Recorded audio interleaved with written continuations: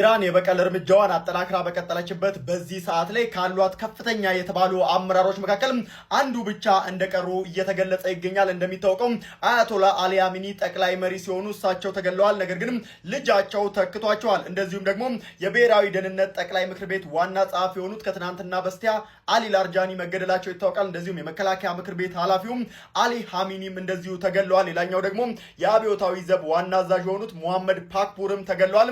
ሌላኛው ደግሞ የመከላከያ ሚኒስትሩ አሚር ናስራ ዜዲ እንደዚሁ ተገለዋል። ሌላው የጦር ኃይሎች ኢታማዦር ሹም አብዱራሂም ሙሳቪም እንደዚሁ ተገለዋል። ታዲያ አሁን ላይ የቀሩትም ፕሬዝዳንቱ ማሱድ ፔዜሽኪያን ብቻ ናቸው። እዚህ አመራሮቿና እንደዚሁም ደግሞ የነዳጅ ማጣሪያዎቿ የተመቱባት ኢራን ታዲያ አሁን ላይ የበቀል እርምጃዋን አጠናክራ የቀጠለች ሲሆን በተለያዩ ቦታዎች ላይ የነዳጅ ማዕከላትን እንደምትመታና ዜጎች ከዚህ አካባቢ እንዲርቁ ማስጠንቀቂያ ሰጥታለች። በሳውዲ አረቢያ፣ በዩናይትድ አረብ ኤምሬትና በኳታር የሚገኙ የነዳጅ ማጣሪያዎች እንግዲህ አሁን ላይ ታርጌት ተደርገዋል። በሳውዲ አረቢያ ሳምሬፍ የነዳጅ ማጣሪያ እንደዚሁም አልጁቤል ፔትሮ ኬሚካል ማምረቻም እንደዚሁ በሳውዲ አረቢያ አልሆሳን የጋዝ ማውጫ ቦታ እንደዚሁ የተባበሩት አረብ ኤምሬትም ራስ ላፋን የነዳጅ ማጣሪያ ደግሞ ኳታር ውስጥ የሚገኙ ማለት ነው።